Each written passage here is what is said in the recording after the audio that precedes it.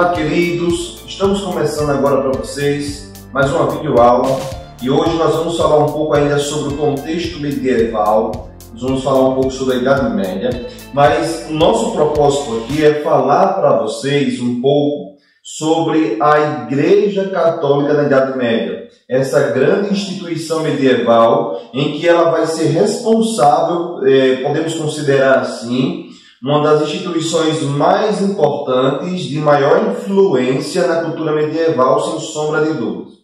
A Igreja Católica, a Igreja Cristã, nesse período, ela vai exercer uma grande influência no mundo medieval. E nós vamos entender um pouco aqui as características dessa instituição. Antes, eu queria ressaltar que a Igreja Católica ela faz parte de uma construção da institucionalização da Igreja Cristã que aconteceu ainda no Império Romano. Essa institucionalização da Igreja Cristã é porque antes a Igreja era perseguida, a Igreja ela vem com os apóstolos pós-Jesus, mas essa Igreja ela sofre uma dura perseguição que vai, de fato, aí passar quase 3 séculos de perseguição, de sistemática perseguição.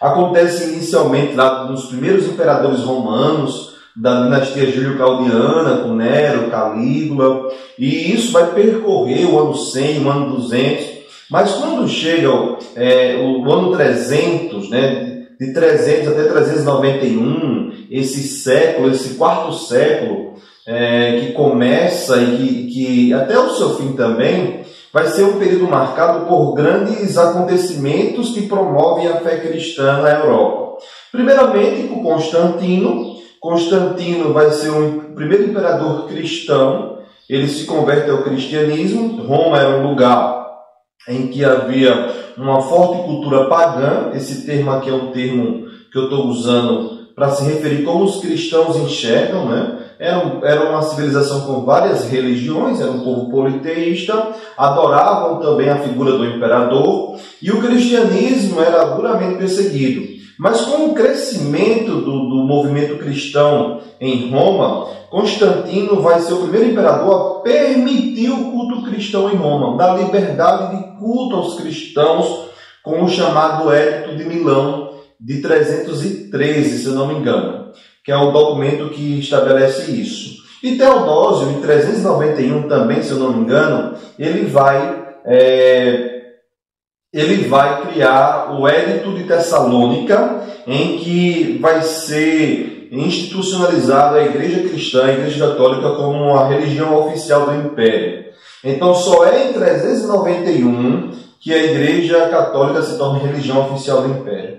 Como a gente sabe, a decadência do Império Romano do Ocidente aconteceu em 476, então, a partir daí, a única instituição que vem desse contexto antigo, que vai influenciar o mundo medieval, é a Igreja Cristã, e a gente vai falar um pouco sobre isso. Tá? Primeira coisa que a gente vai falar aqui, nessa introdução ainda, é como a Igreja Católica ela se tornou tão importante na Idade Média, certo? A gente entende que um dos grandes motivos para isso vai ser a aculturação dos bárbaros. Os bárbaros eram aqueles povos que não eram romanos, era um termo associado da cultura romana, todo aquele que não era romano era bárbaro, para você ver o poder que era fazer parte da cultura romana, né? Qualquer um que não fosse romano era bárbaro. E as invasões bárbaras, germânicas principalmente, que aconteceu em Roma, foram essas invasões que contribuíram para a decadência de Roma. Mas o que acontece? Ao invés de acontecer toda a desestruturação da cultura romana, alguns historiadores entendem que houve uma mescla, né? Houve uma mistura de aspectos da cultura romana com aspectos da cultura bárbara, da cultura germânica. E a gente falou até na aula passada sobre o feudalismo, que também tem uma origem de influências do Comitatus, dos bárbaros, com o colonato dos romanos. E uma das coisas também que permanece como herança para os bárbaros, que influencia a cultura bárbara que vem de Roma, vai ser o cristianismo, certo? Houve, de fato, uma aculturação dos bárbaros, eles se convertem ao cristianismo. Existem vários fatores para isso, que levaram a isso, mas a ideia principal é que muitos povos se convertem. Um dos exemplos mais fortes desses povos que se convertem ao cristianismo vai ser o próprio reino dos francos, que se instalam na Gália. Vão ser povos que vão ser muito influenciados pelo cristianismo. Um dos primeiros reis a se converter ao cristianismo é o rei Clovis, da dinastia merovingia. E um dos mais importantes reis para a expansão da Igreja Católica no mundo medieval vai ser Carlos Magno, que foi um importante rei da dinastia do reino dos francos, chamada dinastia carolíngia. Tá? Então o cristianismo ele cria um elo entre os germânicos e os romanos, possibilitando assim a legitimação de determinados reinos bárbaros, como foi o exemplo do reino dos francos. Então, um dos fatores que leva a igreja a ser tão poderosa na Idade Média vai ser essa relação, que a gente pode dizer, essa mescla, essa mistura, né, em que os bárbaros acabam herdando aspectos da cultura romana, e o cristianismo faz parte desse contexto. Tá? Vamos falar um pouco agora sobre a consolidação da igreja na Alta Idade Média. Como é que a igreja se consolidou? Inicialmente, nós vamos entender como surgiu o clero, porque a igreja ela vai se consolidar exatamente por ter uma forte influência política e social. Tá? Havia dentro da igreja uma rígida hierarquia institucional. A igreja católica, as pessoas que faziam parte de sua liderança, por serem grupos que se consideravam herdeiros da ação dos apóstolos, do senhorio de Jesus, e como, desde o final do Império Romano, a Igreja Católica ela era uma religião oficial do Império, isso vai gerar um ambiente de muita valorização a essa figura que fazia parte da liderança da igreja, os bispos, os padres. Essa figura ela vai ser muito valorizada na Idade Média. Por ter esse contexto de herança dos apóstolos, dos seguidores de Jesus, eles entenderem que eles são sucessores de tudo isso, criou-se uma alta valorização a essa figura. E essa estrutura de poder, de classes dentro da igreja, era muito rígido, essa hierarquia institucional, certo? Era muito rígido, era muito concentrado em algumas figuras importantes.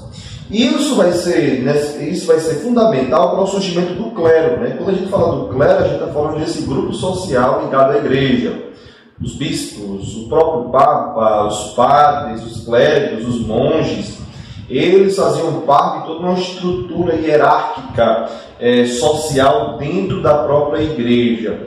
E vai ser um grupo social muito relevante, muito importante na Idade Média, por ser uma sociedade já bastante influenciada pelo cristianismo. Ora, valorizavam de maneira demasiada aqueles que eram representantes de Deus aqui na Terra, que, segundo as tradições católicas, eram esses homens, principalmente o Papa. Tá?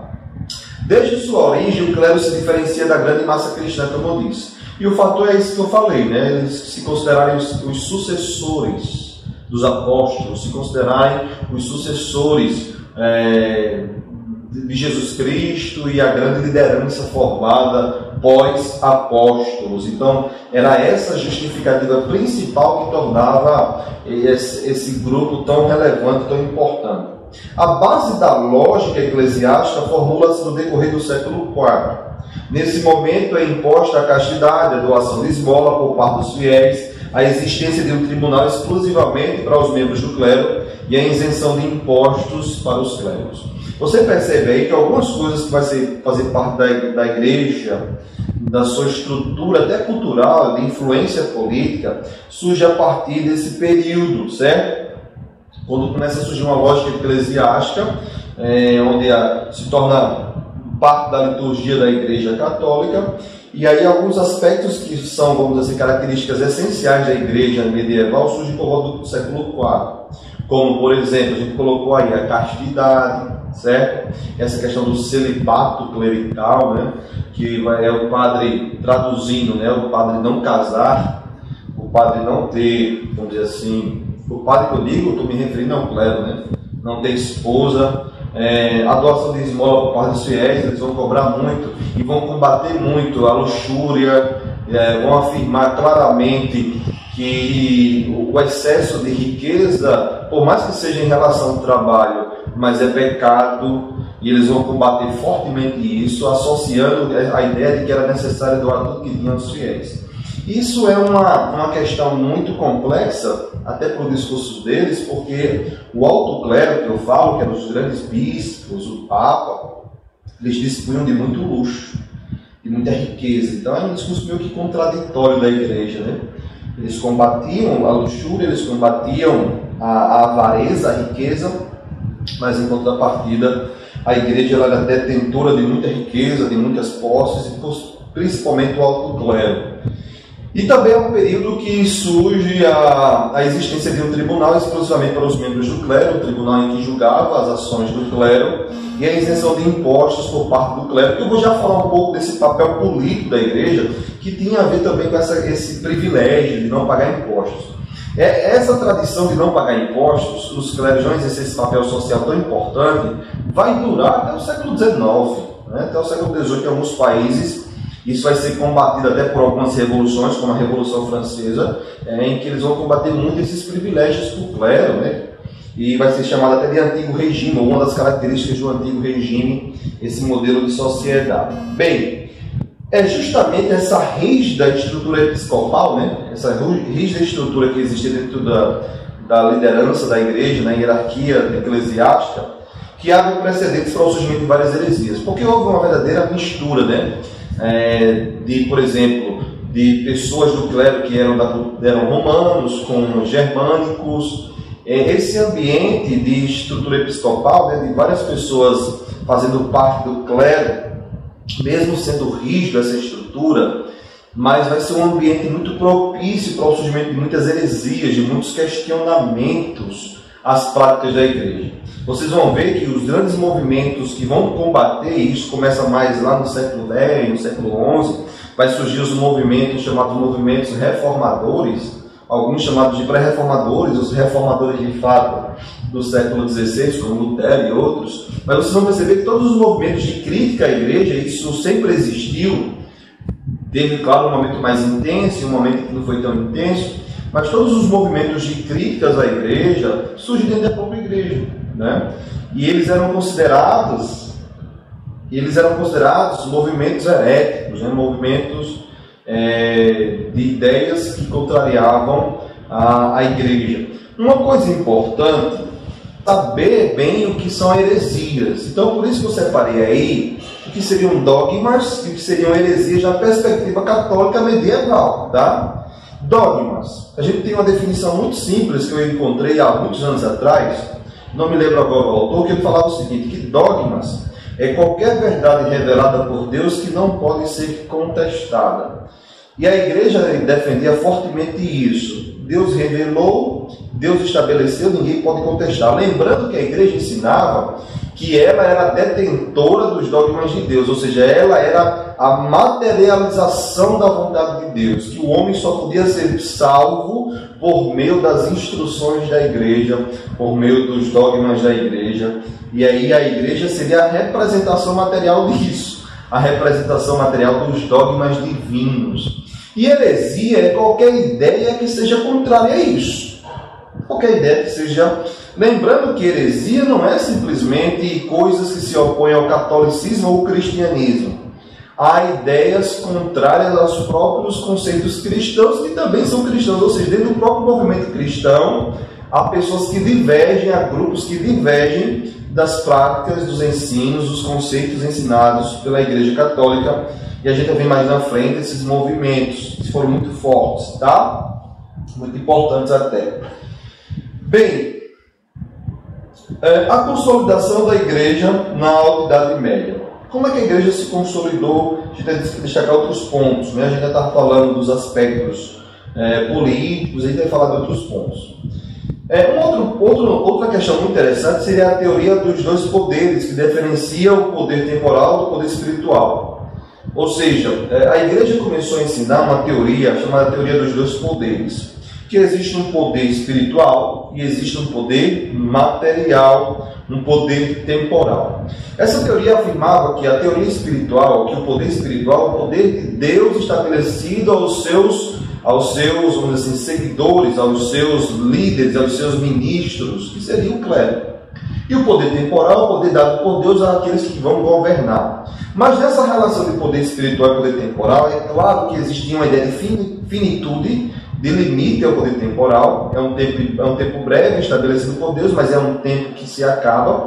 E o poder espiritual é aquele poder que estava acima de qualquer outro poder, que é o poder dado por Deus aos seus ministros. Então cria uma ideia de que o poder espiritual estava acima dos outros poderes. Então começa a haver uma relação de muita dependência dos governos, dos reis, daqueles que governavam, que geriam os feudos, as sociedades da época. Começa a haver uma relação de muita dependência ao poder espiritual, ao poder da igreja. Então, tanto que o poder da igreja era o clero, era a igreja que legitimava o poder do rei, que coroava os reis, que fazia a doação de terra através da suzerania e vassalagem. Tudo era fundamentado pela perspectiva religiosa, tudo havia um ritual. Isso demonstra essa ideia do poder espiritual da igreja, que era tratado com muita relevância. Tá?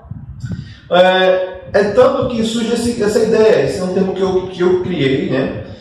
O papacentrismo, né? Na ideia cultural da Idade Média, a gente chama de uma época do teocentrismo. Deus era o centro de tudo era para justificar a existência de Deus.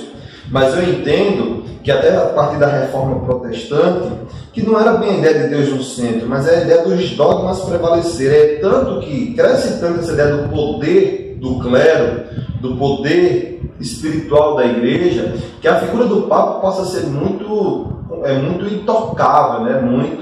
Apesar que a Igreja Católica combatia fortemente lá em Roma o culto ao imperador, mas o Papa ele é meio que, vamos dizer, venerado, celebrado, apesar que eles não entendem como idolatria, né? De tornar sagrada a figura do Papa, mas nós entendemos que os interesses do Papa, ele era meio que intocável, ele era uma figura muito celebrada por ser um grande, vamos dizer, ser um mediador de Deus, ser alguém enviado por Deus. Então havia também uma certa valorização da figura do Papa, dos interesses do Papa. O Papa seria o grande suzerano, aquele que legitimava o poder do rei, aquele que concentrava o domínio político, temporal. Então o Papa é uma figura que vai ser muito celebrada, muito valorizada no medievo. Havia uma relação dúbia de legitimação do poder da igreja. Por que uma relação dúbia? A igreja, ela para se legitimar, ela dependia tanto do apoio do Estado, e é por isso que a igreja ela vai receber o apoio do Estado. Há uma união da igreja com o Estado. Isso vem desde Roma, quando Constantino se aproximou da igreja, começou a haver uma relação de forte influência do Estado nos interesses da igreja. Isso foi uma forma de legitimar o poder da igreja. Já imaginou numa época de muita ignorância, pessoas que não eram alfabetizadas, a grande maioria não eram, uma época de muita ignorância mesmo, cultural, intelectual. E aí você vê uma defesa muito forte do Estado, dos reis, que eram figuras muito respeitadas, que havia uma caracterização até divina da figura do rei, legitimando claramente o poder da igreja, legitimando claramente o poder do Papa. Então, é um ambiente, é uma mentalidade de muita valorização à igreja, ao clero. E ao mesmo tempo que o Estado valorizava, legitimava o poder da igreja, o poder do clero, a igreja também legitimava o poder do rei, estabelecendo que o rei governava por uma instrução divina, por ser um representante de Deus na terra para exercer esse poder temporal. Então, a igreja vai se consolidar na Alta Idade Média exatamente por essa perspectiva, né? Por essa influência. Tá? O papel político e social da igreja na Idade Média, isso aqui é muito interessante. Papel político e social da igreja. Gregório Magno é considerado uma das figuras mais influentes da igreja no primeiro período medieval. Por quê? Vai ser Gregório Magno que vai estabelecer as obrigações do clero em seus escritos intitulados A Regra Pastoral, certo? Esse documento se tornou tão importante na Idade Média que vai reger, por exemplo, regras sociais, vai ser influenciados por esse documento de Gregório Magno.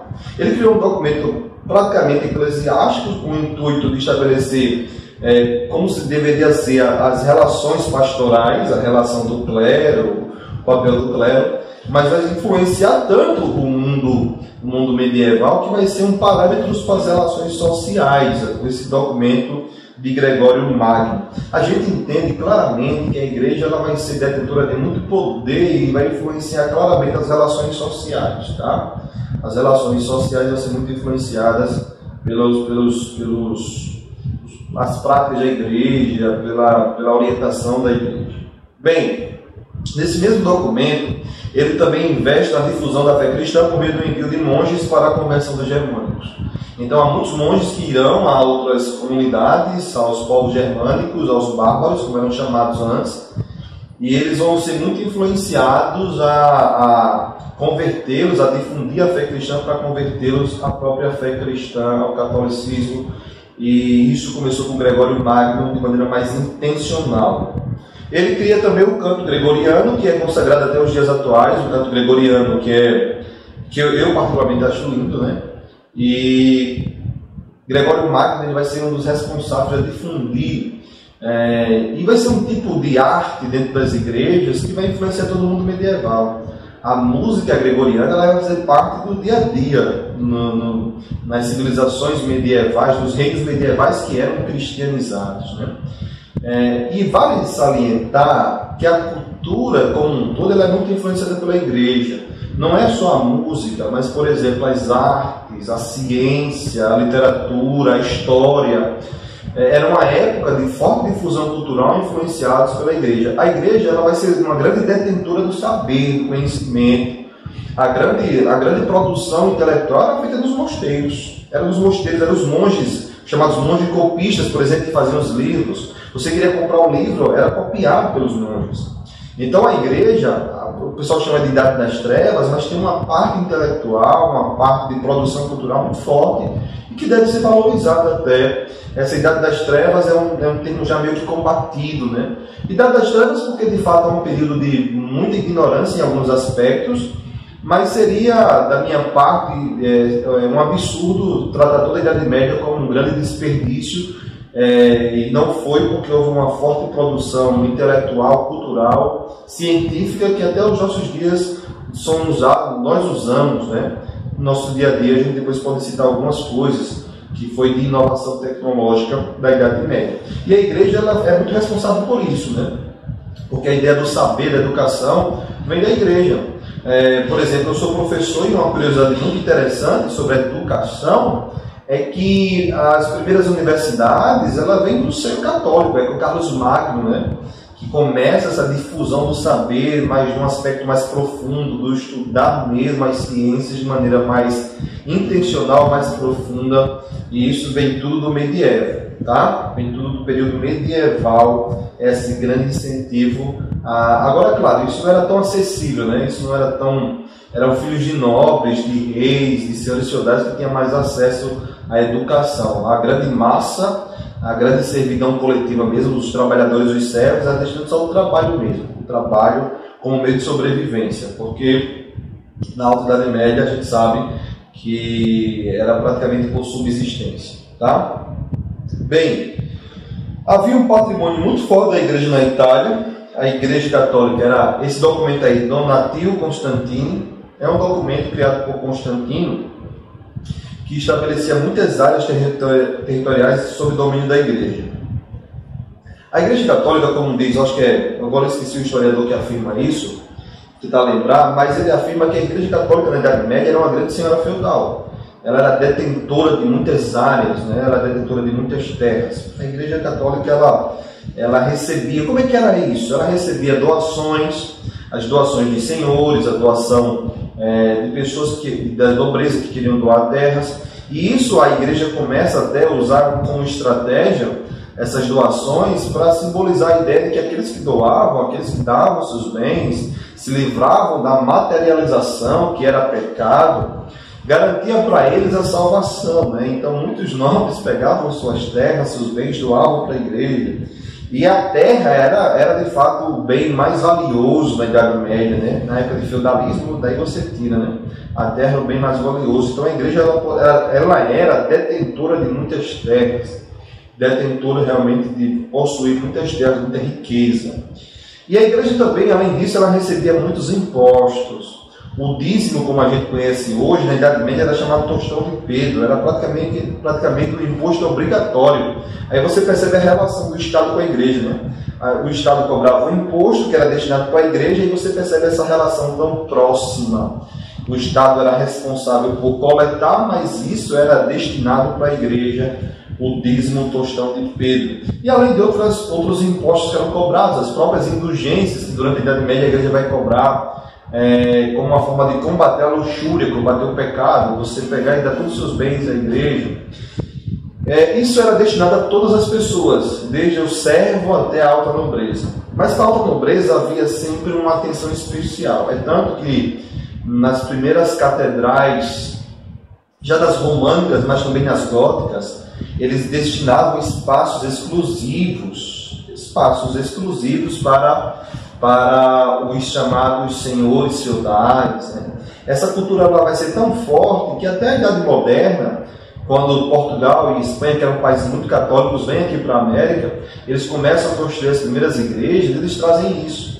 Se você for aqui numa cidadezinha qualquer, aqui no Índia mesmo, você vai ver a construção da igreja, você vê uma área no alto que era reservada antigamente para os senhores de engenho aqui no Brasil, os homens mais ricos, que doavam mais coisas à igreja. Então havia uma relação de privilégios muito interessante. Nas igrejas barrocas isso é mais forte ainda, quando você vai lá em Recife você vê isso, que havia essa relação muito forte de privilégios concedidos a essa elite, né? E até a promessa mesmo de salvação, de um terreninho no céu para aqueles que doavam algo a mais para a igreja. Então havia também esse forte sistema de impostos que a igreja cobrava.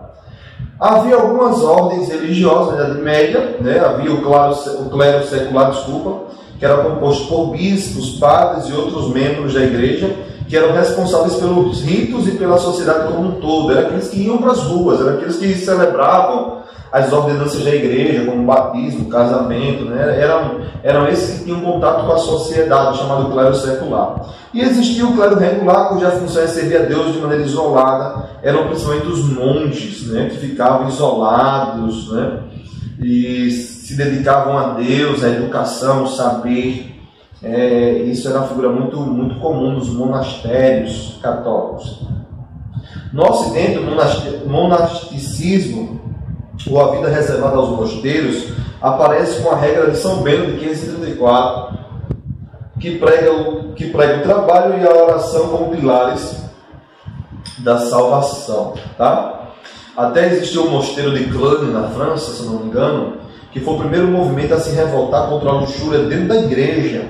E eles pregavam muito sobre isso, sobre a vida simples, a oração, seguir os passos de Jesus, uma vida de pobreza, uma vida simples. Tanto que vai dar origem a isso aos beneditinos, depois aos franciscanos, que vão seguir essa ideia, tá? A ordem beneditina, como eu disse aí, estabelecida nos princípios que permeiam o ideário de todas as ordens a partir daí. A pobreza, a obediência, a castidade, e outras ordens vão seguir também esse prisma, né? Essa ideia da vida mais simples, até se contrapondo ao alto clero, que era muito poderoso, né? Que vivia de muita luxúria. E isso era uma característica muito forte na Idade Média, tá? Eu queria trabalhar com vocês agora um pouco sobre a Inquisição e os movimentos heréticos na Idade Média. A Inquisição e os movimentos heréticos. A Igreja Católica, por ser uma grande detentora de saber, de conhecimento, de grande influência no período medieval, ela vai combater fortemente os movimentos heréticos, os movimentos que estabeleciam ideias contrárias aos dogmas católicos. E o instrumento principal, mais famoso que a igreja vai usar para combater isso, vai ser a Inquisição ou o Tribunal do Santo Ofício, certo? A Inquisição ela surge no período medieval e adquire cada vez mais força até se consolidar como poder regulador e órgão do Estado moderno, ao final da Idade Média. Então vamos lá, adquire uma grande força, se consolida, vai se consolidar como poder regulador e órgão do Estado moderno ao final da Idade Média. Então, a Inquisição vai ser um grande instrumento de controle social, de controle da Igreja, de controle dogmático. A Igreja vai exercer uma grande influência, um grande controle a partir da Inquisição, tá? A Inquisição, como eu disse, ela tinha o grande objetivo de combater as heresias, lembrando que as heresias não eram propriamente ideias que eram só contrárias ao cristianismo. Dentro do próprio cristianismo haviam pessoas que divergiam das doutrinas católicas, dos dogmas católicos. O Tribunal Inquisitorial é oficializado em 1231 pelo Papa Gregório IX, com a ordenação de que os heréticos deveriam ser julgados e punidos pelo poder secular, com execução na fogueira.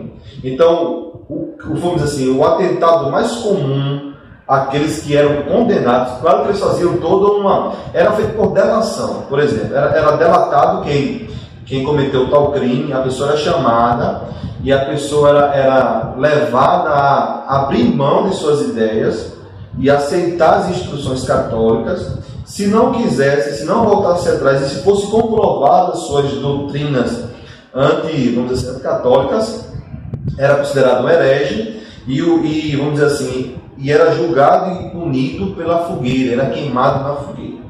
Há vários casos. Existe um homem chamado John Hus, por exemplo, que era, se não me engano, tcheco, que ele foi influenciado pelas ideias de Wycliffe, um grande também reformador da Igreja, em que ele foi julgado pela Inquisição e foi queimado na fogueira. Tivemos o caso da famosa Joana d'Arc e outros casos de pessoas que eram, vamos dizer assim, julgados pela Igreja e eram queimados na fogueira.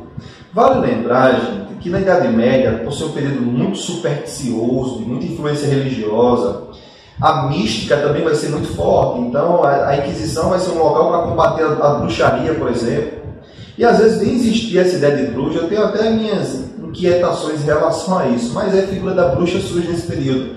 Eu creio que existia feitiçaria, magia, essas coisas existiam, sempre existiu, né? Pessoas que tinham essas correntes religiosas, mas muitas vezes eram mulheres que não seguiam o padrão moral da época, que não casavam, eram pessoas que não seguiam alguns ritos católicos, eram considerados bruxos ou bruxas e eram queimados na fogueira. Então eu só quero salientar que a bruxaria e esse ambiente tão fértil de superstição, de magia, de feitiçaria, era pela própria condição que a Igreja impunha, né? Para vocês terem uma ideia, por exemplo, a Igreja Católica ensinava que você deveria estar protegido pela Igreja.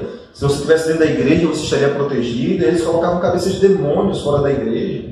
Tenta imaginar um feudo sem iluminação, à noite, com pastos, bosques, aquela coisa esquisita, né, sombria. Então esse ambiente ele vai ser muito propício para alimentar esse imaginário religioso, infernal do pecado, dogmático. Então isso vai assustar mesmo. Se você assistir um filme medieval que explora bem esse ambiente, vai assustar. Então era mais ou menos isso, né? Esse ambiente tão supersticioso. Então o combate às heresias vai ser muito sistemático e a Inquisição era o principal instrumento para isso. O tribunal então foi feito nesse período. Os autos da fé eram cerimônias públicas, queimavam as pessoas na rua, e isso deveria servir como instrumento para a Igreja desenvolver o medo da população, para servir como exemplo, e para que as pessoas reconhecessem a repercussão da heresia como castigo e morte para evitar. Então a Igreja fazia os autos da fé, que eram colocar as fogueiras enormes nas praças, para as pessoas verem e servir como exemplo. Vai fazer também, olha o que serve. Olha o que acontece. Então a Igreja usava esses instrumentos, também da Inquisição, para combater, tá? E os autos da fé. Pessoal, uma outra coisa que eu quero falar com vocês é sobre um evento. Eu vou juntar com a Igreja Católica esse mesmo assunto porque é um evento que eu entendo que teve mais influência da igreja do que qualquer outra pessoa ou organização. A igreja vai influenciar muito, que vai ser as cruzadas, tá? Foram expedições militares feitas pela igreja. Bem, o que foram as cruzadas? Vamos entender um pouco. A Igreja Católica era uma instituição muito poderosa na Europa Ocidental. Pronto. Certo?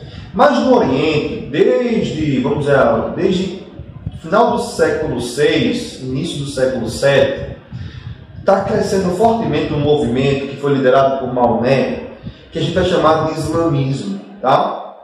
Maomé recebe uma revelação divina através de um anjo e ele passa um tempo exilado, consegue muitos seguidores na cidade de Medina, toma Meca, que ele entendia que era uma cidade sagrada, e ele começa a difundir uma religião monoteísta, assim como o cristianismo, mas com conceitos e práticas religiosas muito diferentes do cristianismo, e com práticas conservadoras, com práticas religiosas bem distintas.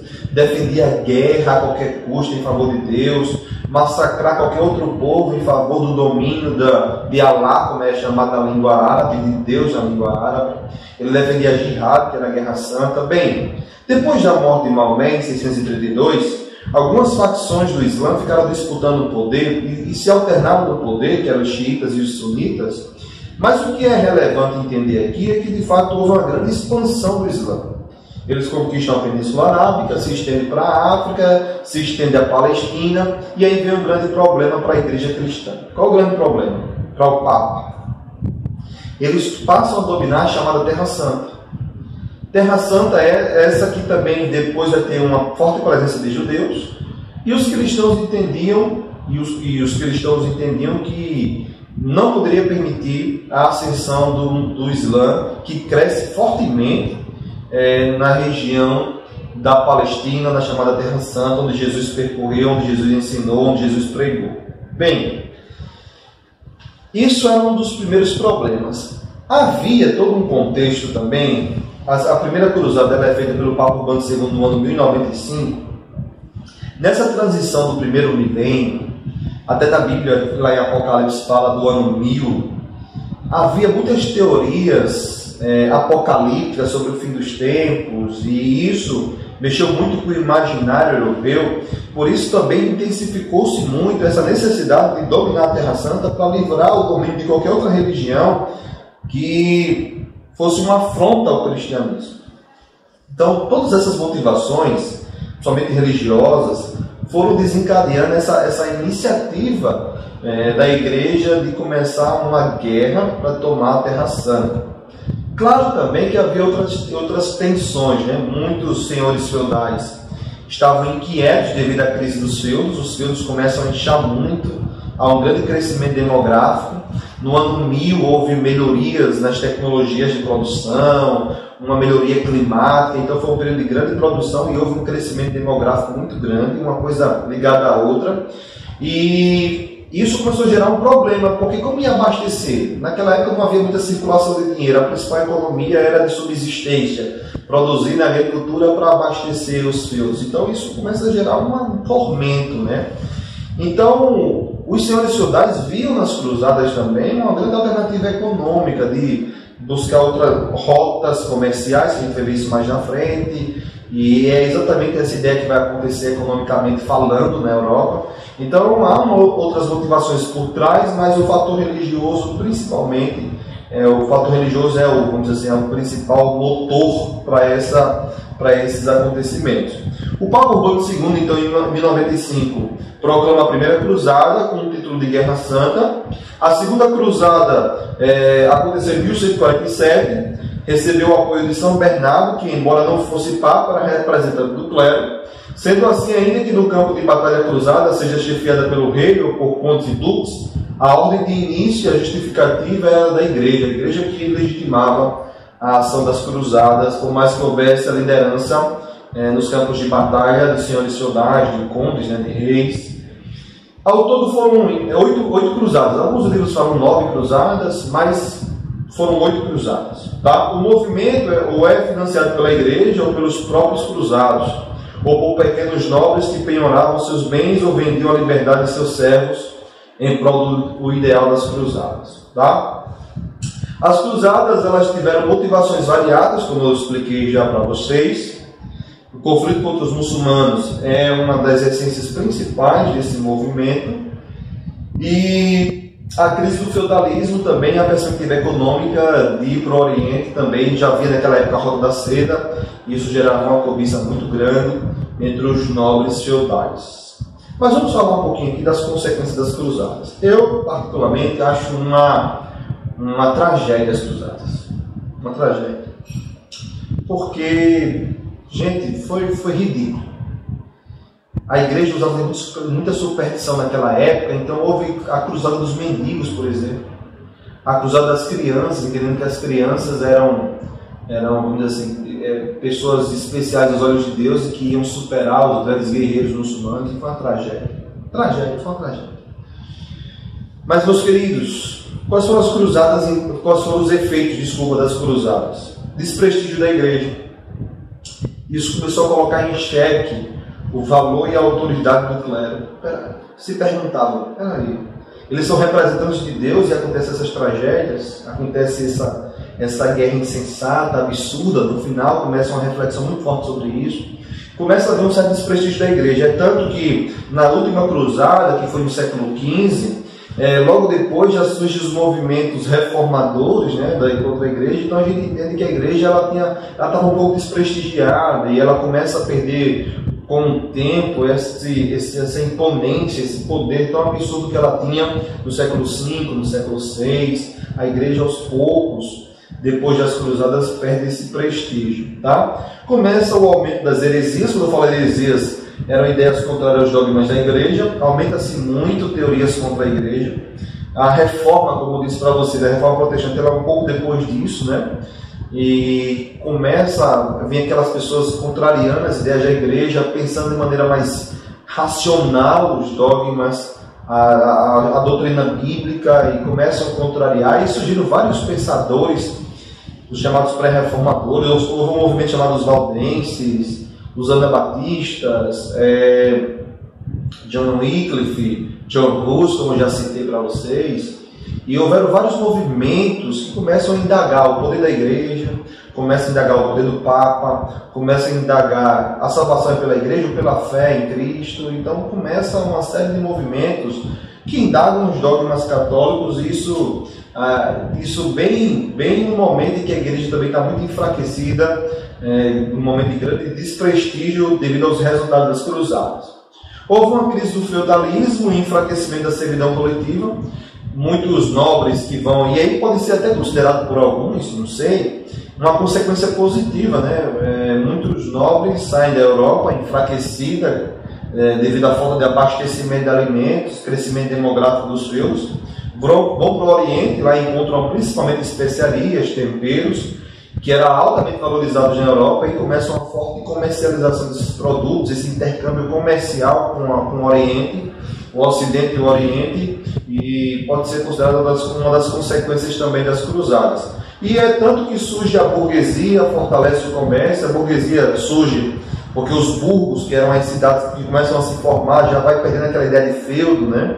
Começam a surgir essas pequenas comunidades, os pequenos burgos, que davam uma ideia mais urbana nessas cidades, que começaram até com feiras livres, né, nas encruzilhadas das ruas, das estradas, e cresce tanto esses burgos que os moradores dos burgos, que eram esses comerciantes, vão ser chamados de burgueses, né? Os moradores dos burgos, que eram esses comerciantes. Tá? Então tudo isso é resultado, é consequência desse movimento, né, para o Oriente, esse fortalecimento do comércio com o Oriente. Mas fazendo um balanço geral do movimento cruzadista, podemos pensar: a Guerra Santa Cristã foi de fato uma guerra justa, assim como os cristãos a chamavam na época? Será que foi uma guerra justa? O massacre promovido pelo exército cruzado é sem precedentes. Eu vou até citar umas consequências que isso vai gerar até um dia desses. Tá? Fontes muçulmanas apontam que após a tomada de Jerusalém em 1099, os cristãos deixam 100 mil muçulmanos mortos, não poupando sequer mulheres, crianças e idosos. Apesar que os muçulmanos também cometeram atos extremamente agressivos, mas quem invadiu são os cristãos que invadem o Oriente. Quais são as consequências disso para essa questão lá do Oriente entre cristãos, muçulmanos, judeus, que também havia muitos judeus na Palestina? Os judeus migram para aquela região desde o período da invasão romana, eles migram para várias áreas e existiam muitos judeus lá. Vale salientar que durante as cruzadas os judeus também eram perseguidos pela Igreja Católica. Uma das consequências muito fortes é essa demonização dos cristãos em relação aos muçulmanos. A gente olha para a televisão e vê os muçulmanos, homens bombas e tal, mas a ideia que os muçulmanos têm também dos povos ocidentais prostituição, decadência moral, né? Uma outra coisa que é muito compartilhado lá, a questão da pedofilia, que é crime aqui, mas infelizmente no mundo ocidental isso se pratica. Então, esses aspectos, esses problemas gravíssimos do mundo ocidental, lá também é extremamente combatido pelos muçulmanos. Então, essa visão deturpada de um para o outro, demonização até de uma cultura e de outra, é fruto das cruzadas. E também até em relação aos judeus que vão ser perseguidos na modernidade, principalmente uma figura muito conhecida, que vai ser Hitler, na Segunda Guerra. Toda essa construção de oposição, de xenofobia aos judeus, vem desde o período das cruzadas, desde a Idade Média. Então, para você ver como essas consequências elas são sem precedentes. Ok? Então, é esse ponto. A gente vai encerrar aqui essa aula sobre a igreja medieval e sobre as cruzadas, que é um evento influenciado pela igreja. E espero que vocês tenham entendido, espero que consigam absorver o melhor do que eu falei aqui.